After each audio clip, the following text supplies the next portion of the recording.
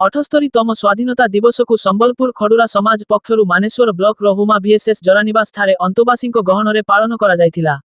संबलपुर खडुरा समाज पक्षरु सभापति विदेशी नायकों नेतृत्व में सबु सभ्य सभ्या माने हुमा VSS जरानिवास ठारे अंतवासी सुखिला खाद्य को प्रदान करथिले। एथि सहित जरानिवास परिसर रे एक वृक्षरोपण कार्यक्रम अनुष्ठित करा जाय खडुरा समाजर सबु सभ्य सभ्या माने विभिन्न प्रकार वृक्ष गुडी को रोपण करथिले।